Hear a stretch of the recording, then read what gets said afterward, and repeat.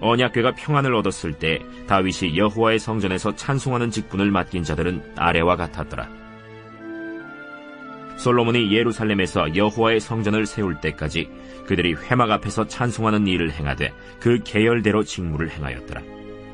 직무를 행하는 자와 그의 아들들은 이러하니 그 핫의 자손 중에 헤만은 찬송하는 자라.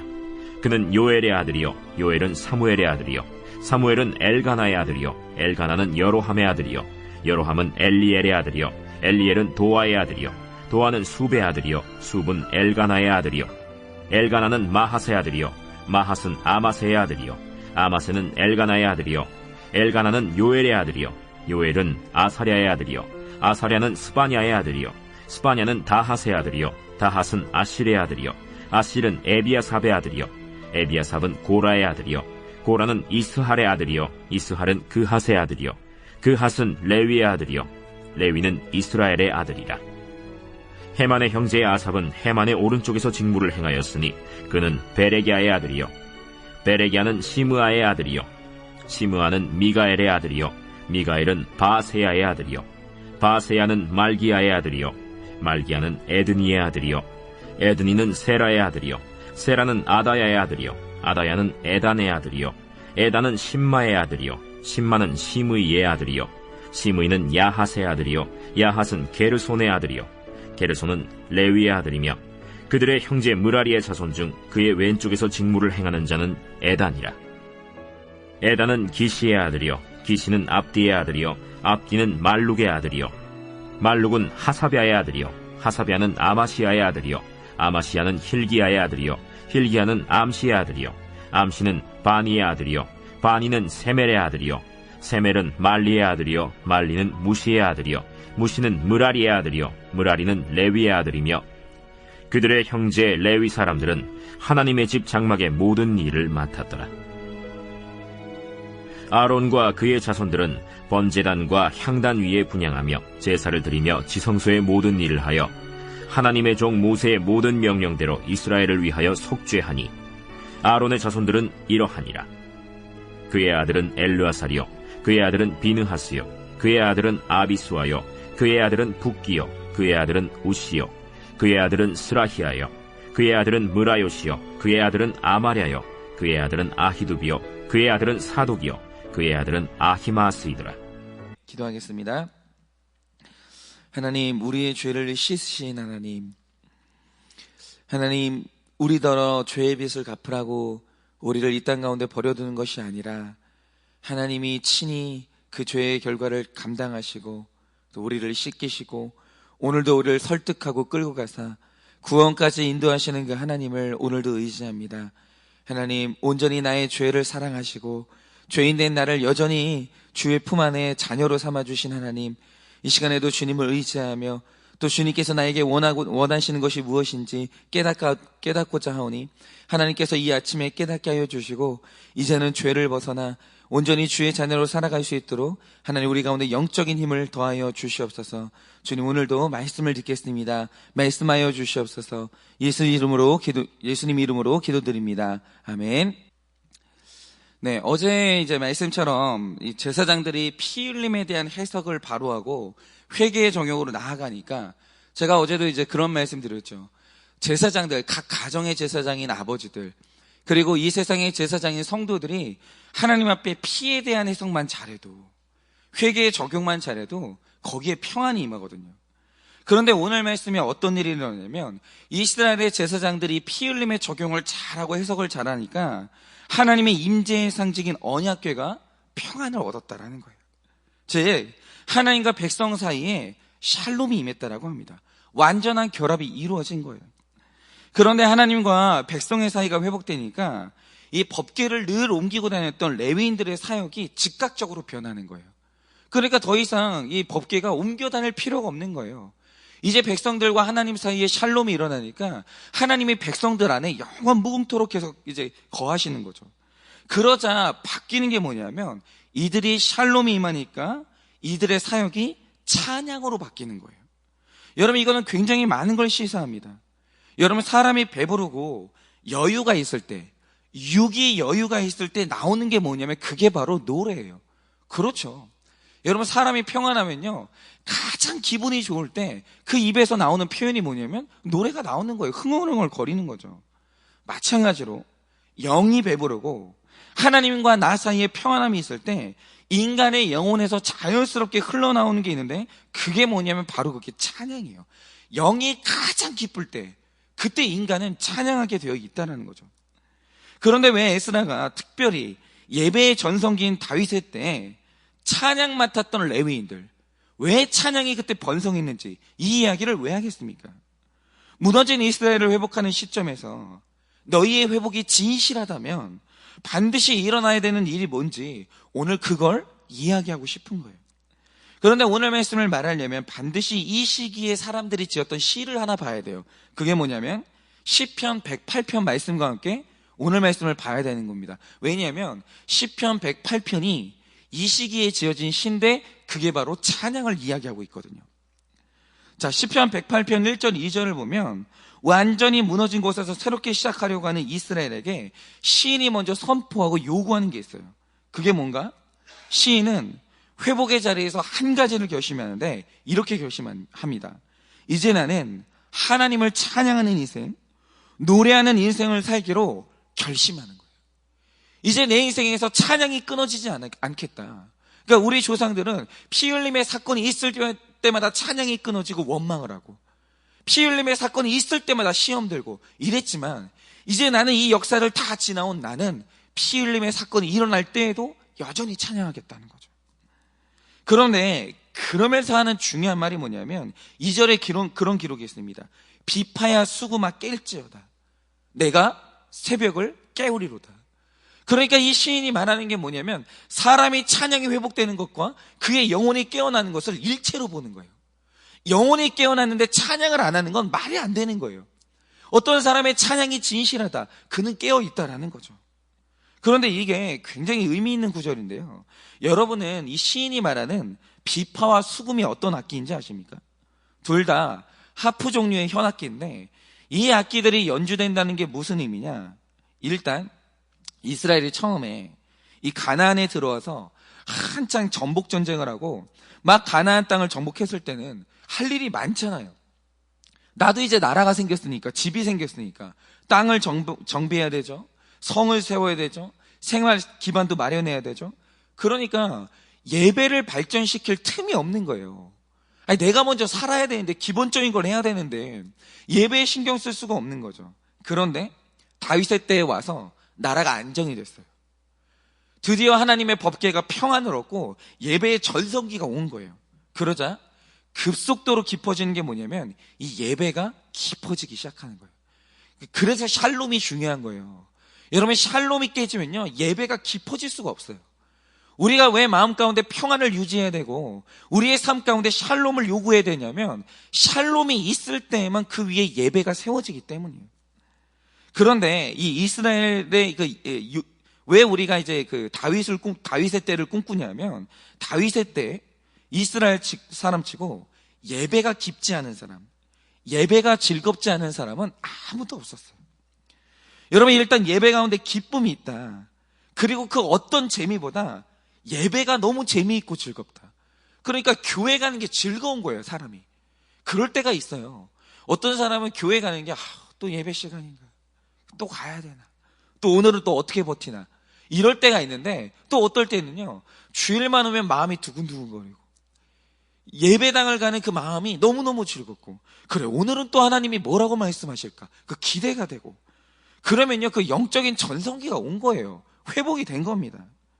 그런데 이렇게 다윗의 때 예배의 전성기가 오니까 사람들이 고민이 뭐냐면, 그러니까 예배가 회복되면 고민이 이런 걸로 바뀌어요.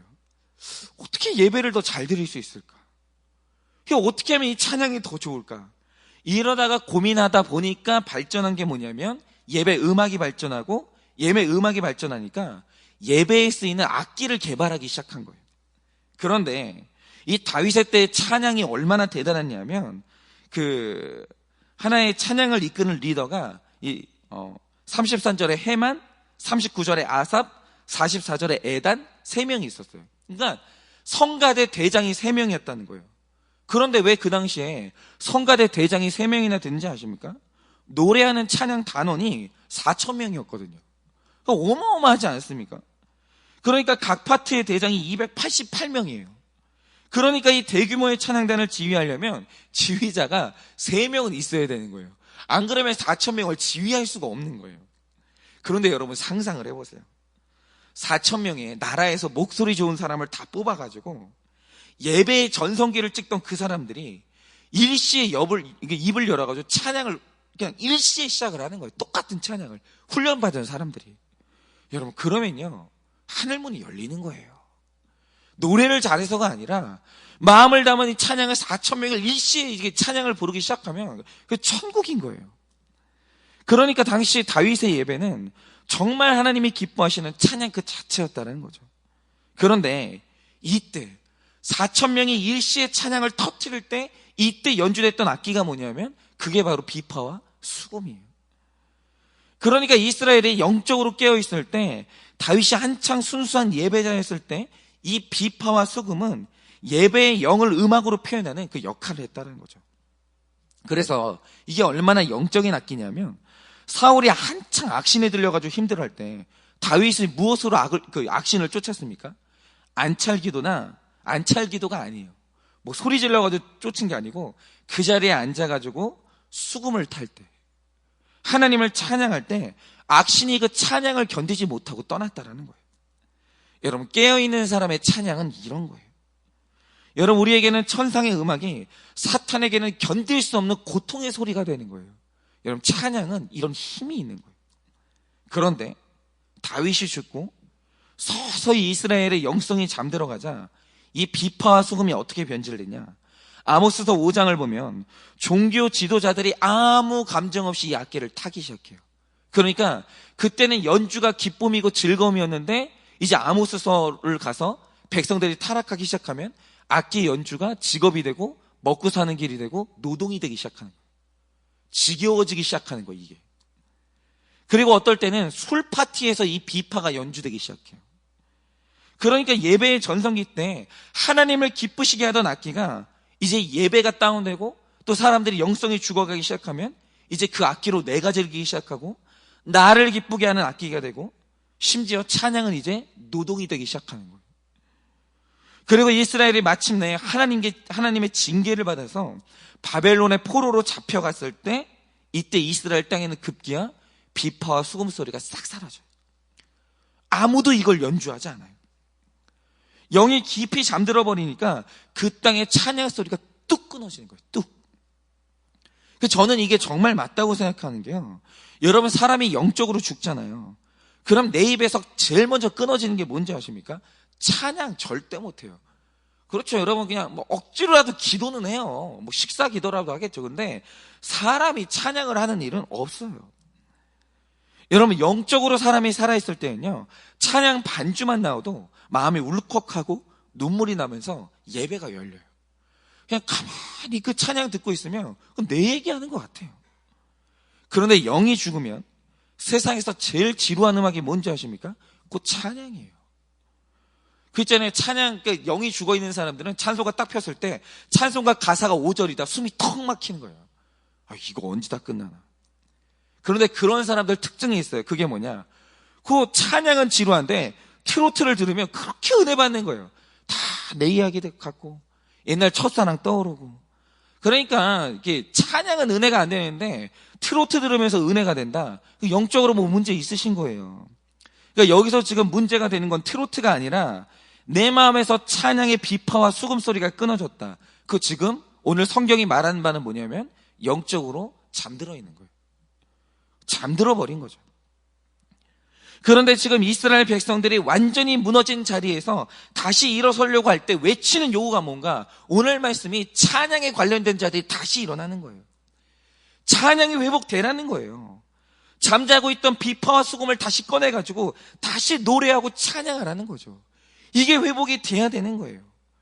언제나 영적인 회복, 예배의 회복은 찬양의 기쁨이 깨어나는 데서 그 시작을 같이 하는 거예요. 그런데 모든 문제의 근원이 뭡니까? 바로 이 영적인 수면. 찬양을 하지 못하게 만드는 영적인 수면, 영적으로 깊이 잠들어 있는 데서 모든 문제가 다 시작하는 거예요. 여러분, 제가 한 번은 이제 어떤 일이 있었는지 아십니까? 제가 이제 한 번 그런 말씀 드린 적이 있었는데, 제가 신학한 지 2년쯤 됐을 때였는데, 저는 그 신학교를 가면 전도사가 되는 순간 모든 게 다 해결되는 줄 알았어요. 그 전도사가 되면요, 화가 안 나는 줄 알았어요. 전도사가 딱 되잖아요. 그러면 새벽에 잠이 없어지는 줄 알았어요.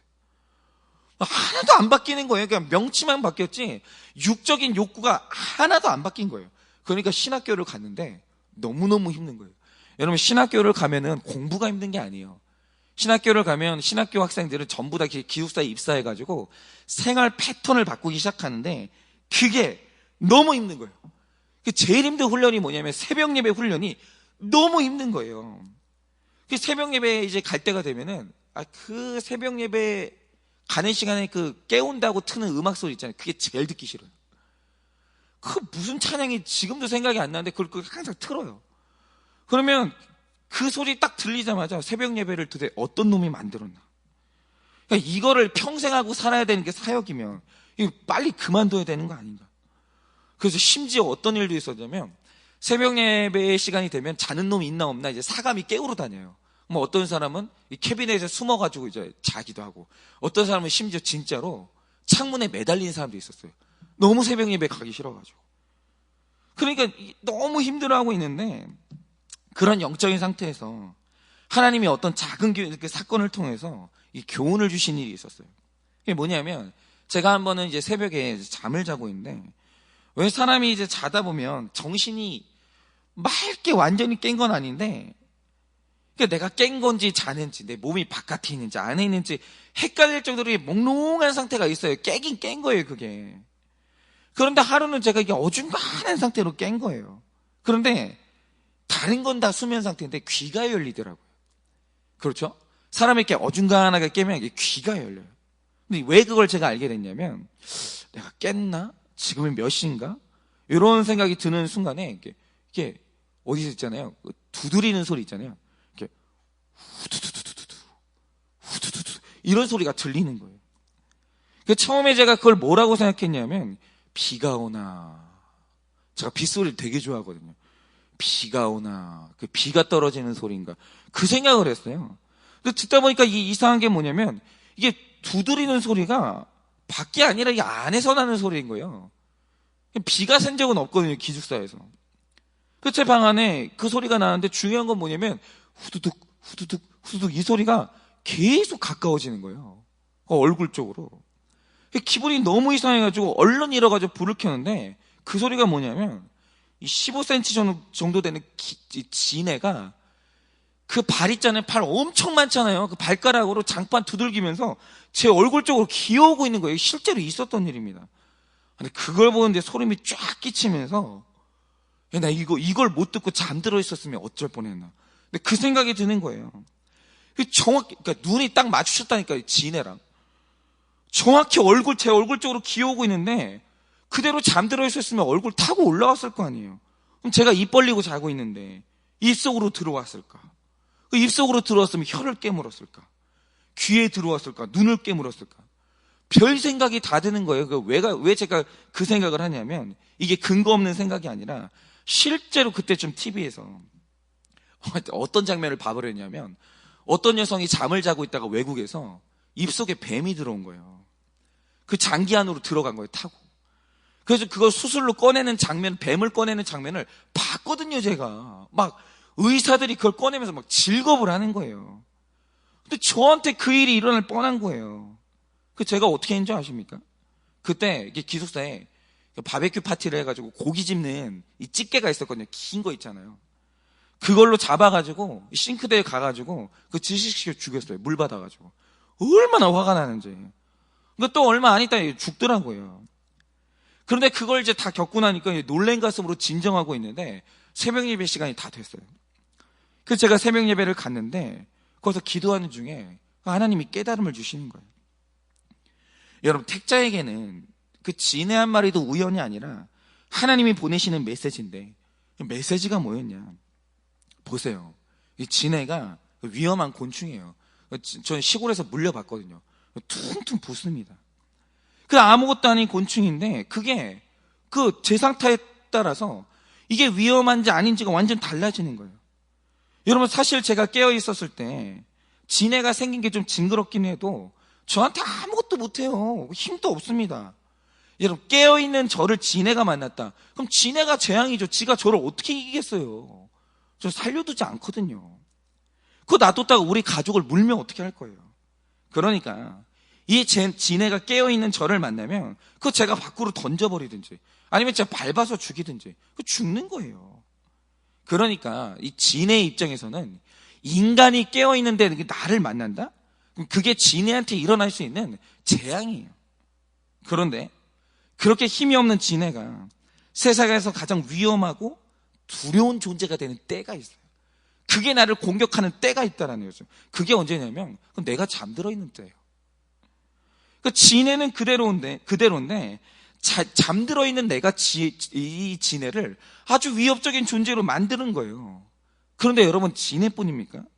내가 잠들어 있으면 세상의 모든 평범한 것들이 전부 다 위험한 것들로 싹 다 바뀌는 거예요. 그걸 알게 하시면서 하나님이 저에게 주신 깨달음이 그거예요. 야, 더 자고 싶냐? 야, 내가 너를 편하게 해줬으면 좋겠냐? 내가 이 새벽에 너를 깨우는 게 내가 너를 고문하는 것 같냐? 그런데 내가 이런 작은 고난과 사건을 통해서라도 너를 흔들어 깨우는 이유가 뭐냐면 너를 괴롭게 하려고 깨우는 게 아니라 내가 너 살리려고 깨운다는 거예요. 여러분, 그렇죠. 사탄이 제일 두려워하는 존재가 누군지 아십니까? 그 깨어있는 성도예요. 성도가 깨어있으면 사탄이 절대 못 흔들어요. 그럴 수가 없어요. 그런데 사탄이 제일 쉬운 먹잇감으로 생각하는 게 누군지 아십니까? 그거 딱 잠들어 있는 성도예요. 성도 잠들어 있으면요, 이리 굴려도 저항을 못하고 저리 굴려도 저항을 못하고 아무것도 못해요. 사탄이 마음대로 가지고 놀 수 있는 거예요. 여러분, 바로 이겁니다. 제가 제 자신을 보고 사역을 하면서 본 결과, 영적으로 깨어있는 성도, 예배의 전성기를 맞이한 성도, 구원의 확신으로 가득 차 있는 성도는요, 모든 일이 사소해요. 큰일이 없어요. 목회자가 어떤 실수를 해도, 지체가 어떤 상처를 줘도, 가족 간에 어떤 일이 일어나도 그 큰일 아니에요. 전부 사소해져요. 그럴 수 있고, 내가 구원받는 거하고 상관없으면 별 큰일 아니에요. 내가 깨어있으면 사탄이 어떤 시험을 줘도 그거 다 작은 일 되는 거예요. 그런데 잠들어 있는 성도가 있어요. 그런데 잠들어 있는 성도들의 특징이 뭐냐면 입에서 늘 하는 말이 큰일 났다는 거예요. 모든 게 다 큰일이에요. 여러분, 하나님과 관계가 끊어진 사람들이 목회자에게 와서 입버릇처럼 하는 말이 뭔지 아십니까? 큰일 났다는 거예요. 그럼 들어보면 큰일도 아니에요. 주보에 오타 났거든요. 주보 갖고 오더니 한 말이 이거예요. 큰일 났대요. 그거 큰일이에요? 알아서 읽으면 되잖아요. 뭐 그럴 수 있는 거지. 목회자가 나한테 인사를 안 하고 갔어. 그게 큰일 난 거예요. 왜 저러지? 저번에 뭐 밥 반찬을 적게 줬다고 서운하나? 별것도 아닌 거 가지고 이게 막 생각이 나는 거예요. 큰맘 먹고 뭔가를 했는데 아무도 알아주는 사람도 없고 칭찬해주는 사람도 없으면 큰일 난 거예요. 다 상처인 거예요. 여러분, 목사가 잠들어 있잖아요. 큰일이 뻥뻥 터져요. 뻥뻥. 그러니까 모든 게 교회를 떠나야 될 일이고 모든 게 큰일 나는 거예요. 그런데 여러분, 그거 한번 생각해 보셔야 돼요. 왜 자꾸 내 삶에는 큰일이 나는지 아십니까? 이유가 뭐냐면 내가 잠들어 있어서 그런 거예요. 깨어있는 사람한테는 큰일이 아무것도 없어요. 하나님 살아계시고 하나님하고 나 사이가 평안한데 뭐가 그렇게 큰일이 나겠어요? 그런 일 없거든요. 근데 잠들어 있잖아요. 다 큰일이에요. 다 큰일. 작은 일도 큰일이 되기 때문에 큰 사건이 맨날 오는 것 같은 그런 기분이 드는 거예요. 그런데 여러분, 이스라엘이 망할 때 그 이유가 뭐였냐? 찬양이 지루하고 영적으로 잠들어 있는 사람들이 제사장하고 왕이 된 거예요. 왕과 제사장이 맨날 영적으로 자고 있는데 나라가 안 망하는 게 신기하죠. 그럴 수 있습니까? 망하죠. 여러분, 지도자들이 영적으로 잠들어 있으니까 말씀에 빛이 없고, 말씀에 빛이 없으니까 자기 죄가 안 보이고, 자기 죄가 안 보이면 찬양이 아니라 원망이 나오고 불평이 나오는 거예요. 아무리 선지자들이 말해도 안 들리는 거예요. 그러다가 정말 큰일이 나는 거예요. 그러니까 이런 거예요. 잠들어 있잖아요. 큰일이 나는데 잠들어 있는 사람은 진짜 큰일은 큰일로 안 보이는 거예요. 여러분, 제가 왜 매일 큐티하라고 하겠습니까? 왜 우리가 자기 죄를 봐야 된다고 하겠습니까? 왜 예배 자리에 오시라고 기도하라고 하겠습니까? 이유가 뭐냐면 깨어있지 않으면 큰일 나기 때문이에요. 여러분, 잠들어 있는 사람한테는 다 큰일이에요. 다 큰일. 그런데 한 사람이 깨어있다는 증거가 뭐냐? 나의 가장 소중한 소와 양이 흘리는 피의 사건 속에서, 원수가 나를 흔드는 사건 속에서도 내 죄를 보고 찬양할 수 있다라는 거예요. 큰일 아니야. 여전히 마음이 담담하고 찬양할 수 있는 거예요. 내 딸이 다치고 내 아들이 다치고 여기저기서 어떤 사건이 몰려오는데도 여전히 예배 자리에 와가지고 조용히 큐티하면서 찬양하는 거예요. 왠지 아십니까? 나 깨어있거든요. 하나님이 살아계시거든요. 나 해석 받았거든요. 여러분, 그러면요, 그 사람은요, 흔들림 없이 찬양하면서 내 안에 하나님의 법궤가 평안함을 얻는 거예요. 여러분, 오늘 에스라는 그걸 말하고 있는 겁니다. 그러니 오늘 이 말씀을 들으시는 여러분들이 각 가정에 다 레위인들 되시기를 바라요. 그래서 여러분이 깨어나셔서 모든 사건들마다 이 깨어있는 말씀으로 구속사의 해석을 하시고 하나님을 찬양함으로 내 집에 악신이 떠나가고 영적 전성기를 굳건히 지켜내는 여러분 되시기를 예수님의 이름으로 축원을 드립니다.